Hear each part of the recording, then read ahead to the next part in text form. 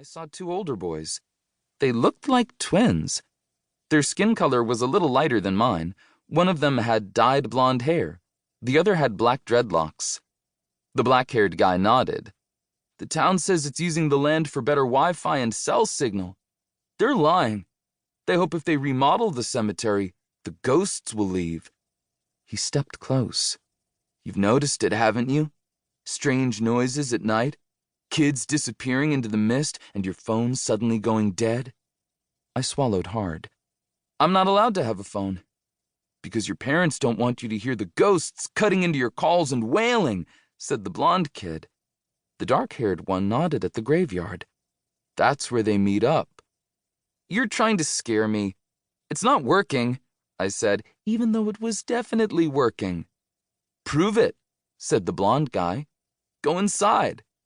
No way, I said, trying not to shiver. We're not allowed. I pointed at a large white sign with red letters that said, "No trespassing." The construction workers won't be here for another hour. No one will know, said the boy with the dreads. Then you go, I said. What are you, chicken?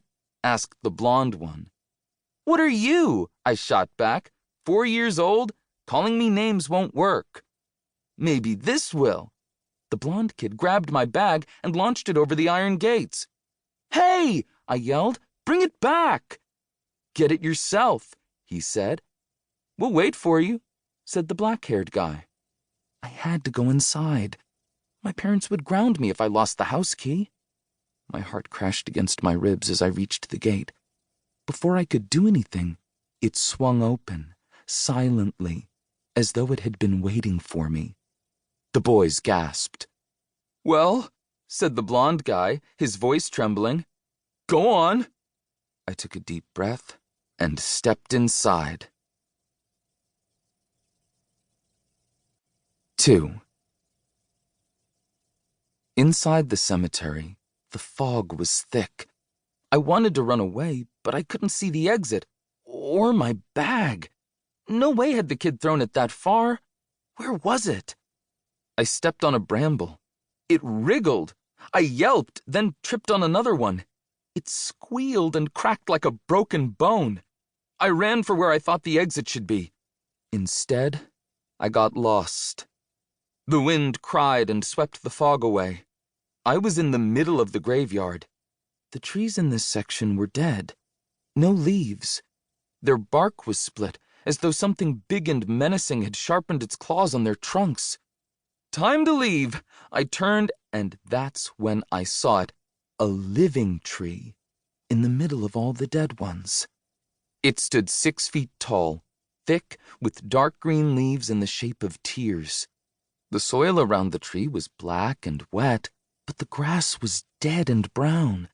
My breakfast rolled in my stomach as the smell of mold wafted my way. It seemed as though there was a face in the tree, staring at me. A prickle of unease skittered up my spine. Everything in this area was dead, except the tree. It was strong and growing, almost as if it had fed off all the others. I took a cautious step backward. It was silly, but I didn't want to turn my back on the tree. My ears pricked as a sound came behind me. Who's there? I called. A twig snapped and I looked over my shoulder. I was alone. The wind blew and set the tree branches creaking. My chest tightened. Hello? I raised my voice. The living tree's leaves rustled, tangling into each other, and formed the shape of a skull. A shiver ran through me. I turned and ran. Something reached out and grabbed me. I seized the thing holding me. Ow! Yelled the thing. What are you doing? I twisted free. A girl with purple hair glared at me. Sorry. I let go of her hand. She rubbed it. What did you do that for?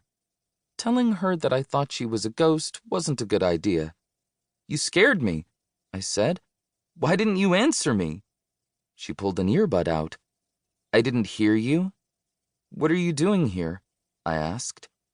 I saw my doofus older brothers in front of the gate, she said.